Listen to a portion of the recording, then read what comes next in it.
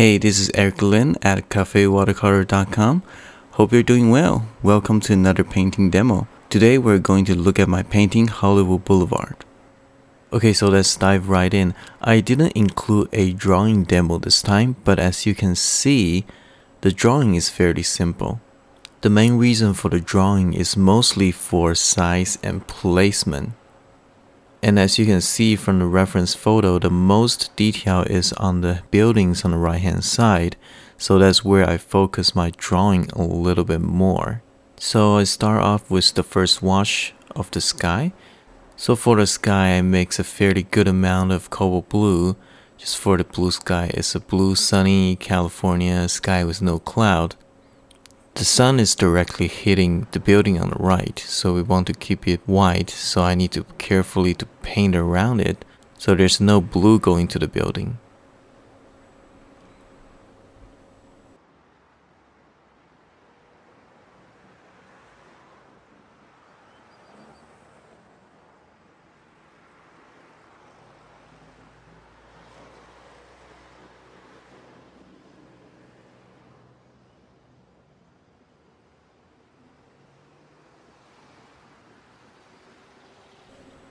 And as the first wash coming down, I mix a little bit warmer color as it approaches the horizon and a little bit darker. But this all has to be done in one go. You want a nice clean wash for the first wash for the sky. Now as you can see, I start to do a little bit skipping around. This little highlights will suggest some details in the background.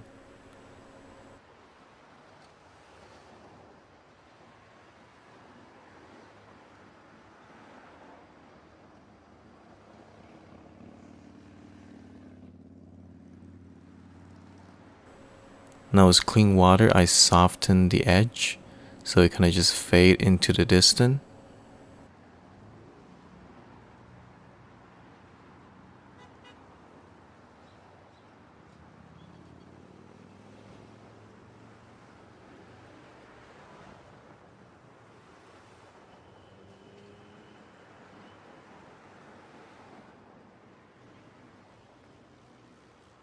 And I pick up some warm color again for the road.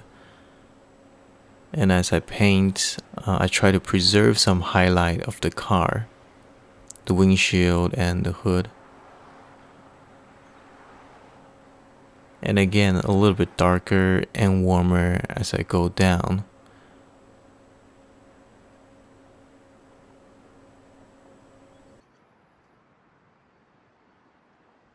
So I skipped this on purpose, so that makes the white line of the street.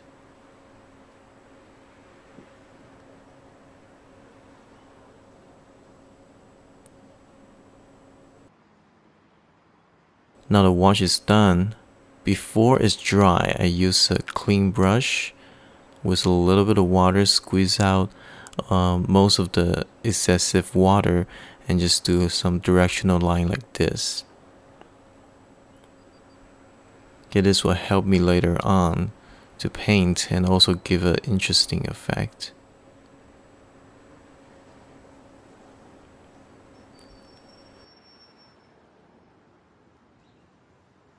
Now I pre-wet the background area after the first wash is dry, so that once I put in some background, it'll mostly be soft edges.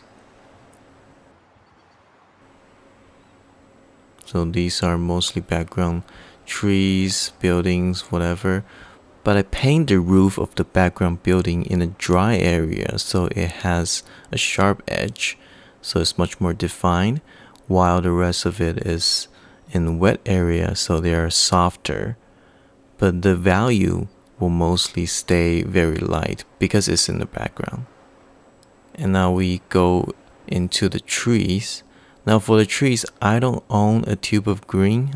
Cobalt turquoise is as green as I go in my palette. So I use cobalt turquoise mixed with some yellow ochre. And that gives us a very nice warm green for trees and foliage. I use a Kolinsky brush. It's a softer hair, so it can create some nice texture for the foliage and the organic shape. So I try to keep all of the tree mostly in one shape, because in the photos it's a line of trees and they are very close to each other, and some trees are touching each other. So I'm trying to connect all the shape to each other. And before it's dry, I start to drop in some very dark value into the tree, so I have some nice dark shadows on the trees, so you start to feel the volume.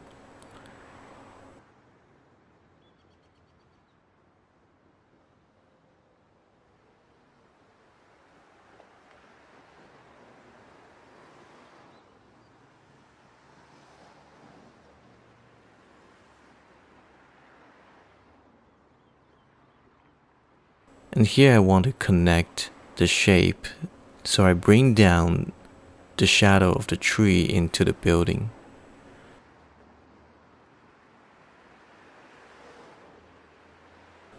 So splashing some waters, a little bit of droplet to break it up a little bit, to give it some nice light effect.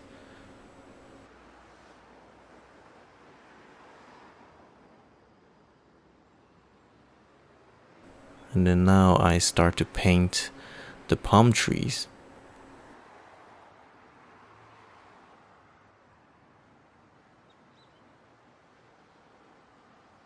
Starting from the background distance to the middle ground.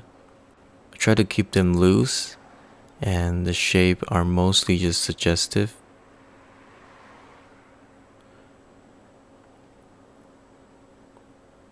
Most of them is just shapes to me.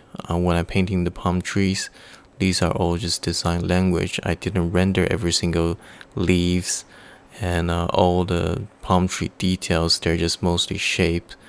But when you see brushstroke that kind of describes the palm tree leaves and then the tree trunk, you start to read it as a palm tree. And the same thing as it is before it's dry, I drop in some dark just to give it some volume and color variations.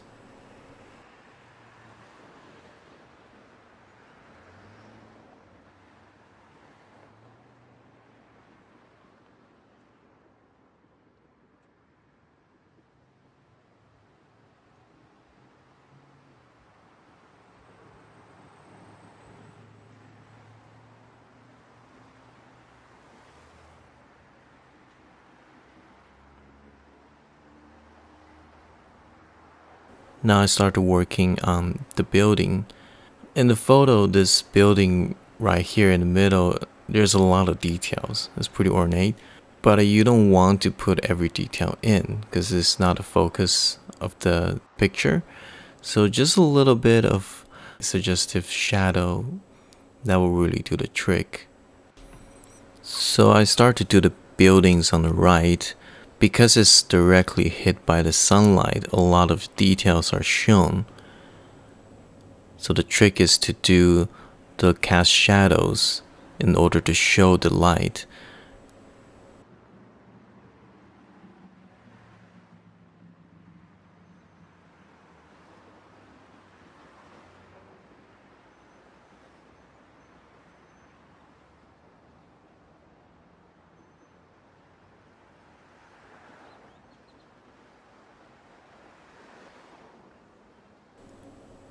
And I used a cool color for the cast shadows of the roof, just to contrast the warmth.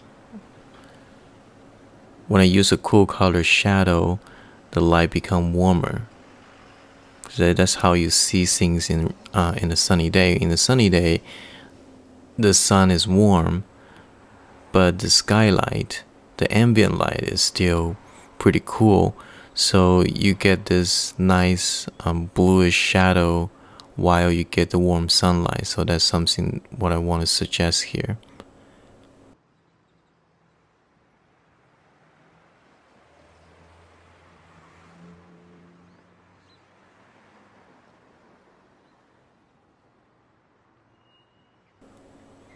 So I started to do the windows and the balcony by suggesting some cast shadow shape.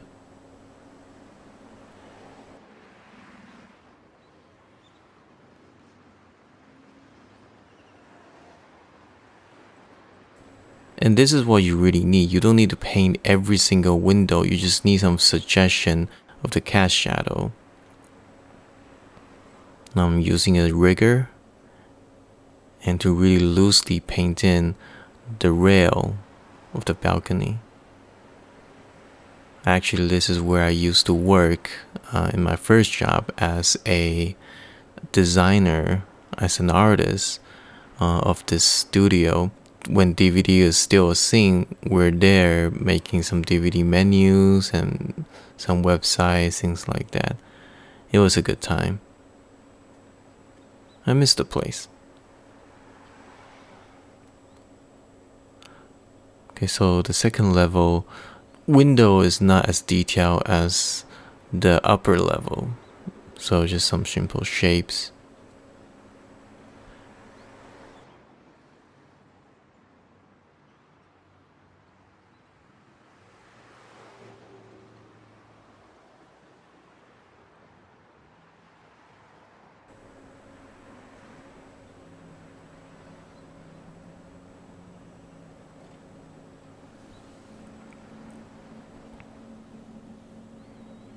Now these are the cast shadow of the handrail. But notice everything is very loosely painted, right? I want this to feel alive. And I am not a photorealistic painter, so everything is mostly impressionistic, but it still has to be believable. I'm an impressionist painter, but it doesn't mean I start to do everything super abstract. It still has to make sense. Now I start to paint the first level. We have darker windows and things like that, just so that you can kind of draw your eye there. And this roof is casting shadow.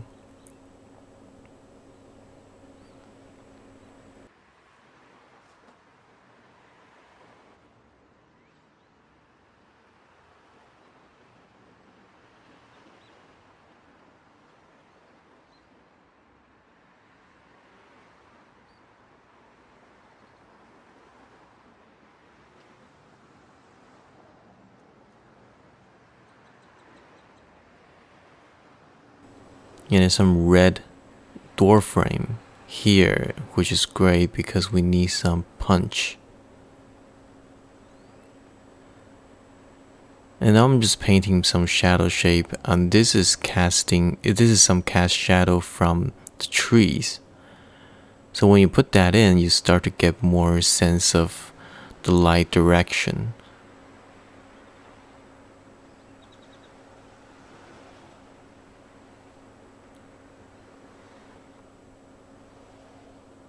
I keep the value inside the door very dark, so the light will even pop out more. So in watercolor, because you don't paint the light, you paint in darker value, so you preserve the light by painting dark value around it. And when you do that, the light pops. And that's what I like about watercolor, because when you leave the white of the paper, let the paper be the lightest value, and you have light going through it, the translucency, the illumination of the paper, of the white, really just show how the light is.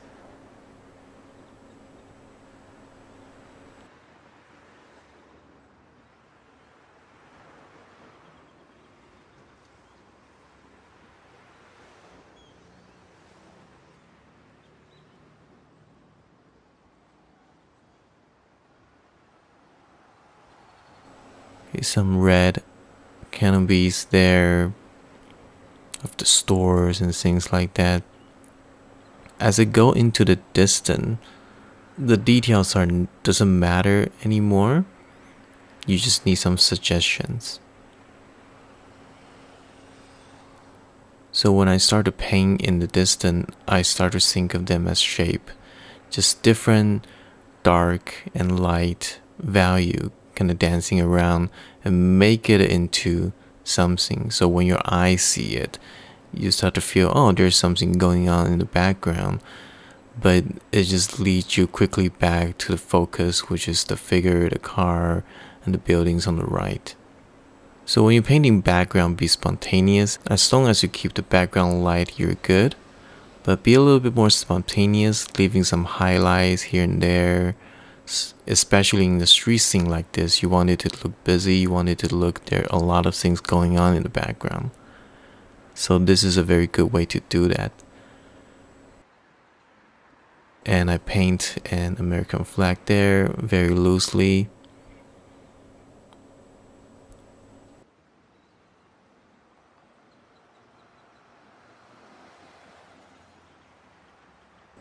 The pole of the flag should be pretty light, so you feel like it just kind of float there.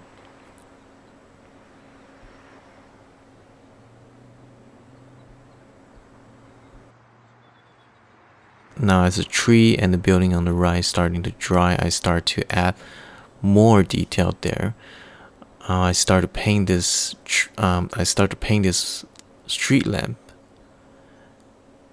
And because of all the darkness, the shadow shape and things of that in the building, I really need to make it dark, so I use a lot of neutral tint.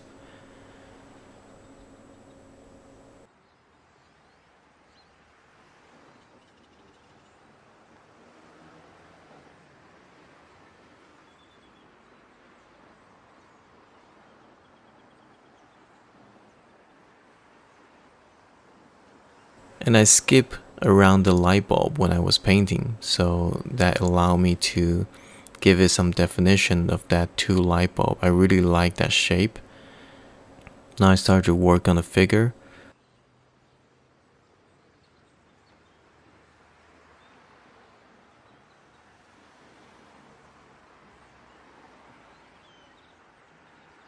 So for the figure, for this one, I paint a guy with a business suit and a guy with just typical California guy with a hat and a t-shirt and a short jean. Just kind of people you see every day in Hollywood, right? You get some really uptight business people, but you also get some very laid back, chilled people.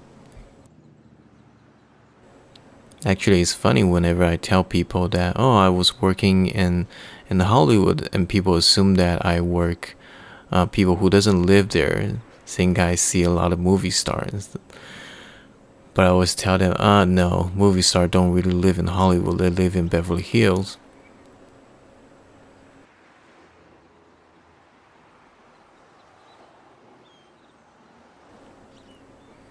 Anyway, so I start to paint the car. Now I keep the windshield all in one wash. So this is what I keep telling people, one wash, one shape, just to keep it clean. While it's still wet, can drop in some dark, so it gives some value variation, but it's still just one shape. And then I go down to the body of the car, and before it's dry, I give it some very dark for the tire and the bottom of the car and the tail light. And very loosely we have a car.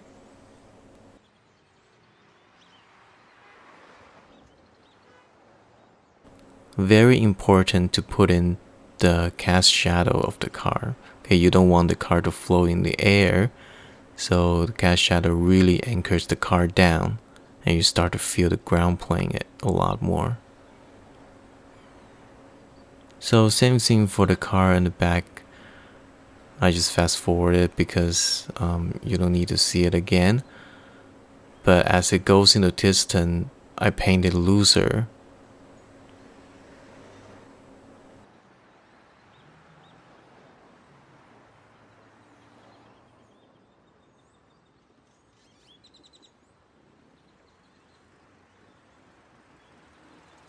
So I make some very dark green and do the palm tree on the upper left hand side. This will really just push the distance a little bit more. This will really just bring out the depths more because this palm trees is much closer to the viewer. So when I put that in, you start to feel the whole thing has a lot more depth. It also kind of acting as like a framing device, so when your eye kind of go off the frame, that will kind of lead your eye back to the painting. And those trees are casting shadows, so I paint the shadow shape on the car. It's really important to have the shape of the shadow roughly following the car, just for it to be more three-dimensional.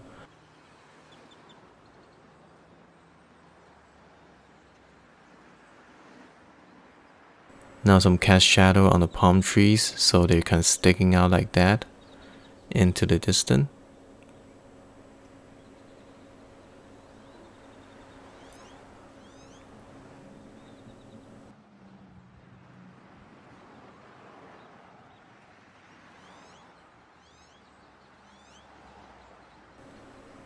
And I extend the shadow in the front is a good way to suggest that there's more going on outside the painting, right off to the left.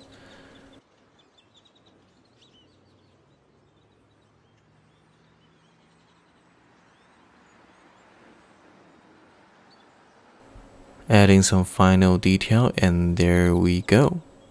This is the finished painting. I personally really like this painting. You really feel the sunny quality of the California. It feels nice and hot, and just a typical day during a lunch break.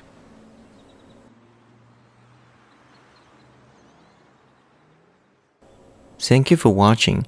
If you enjoyed this video, please subscribe and visit my website at cafewatercolor.com. Sign up for my newsletter to receive Fast Track Watercolor PDF guide. It is a 32 pages guide that I made to help you get started with watercolor. If you like my paintings, please also check out my product page.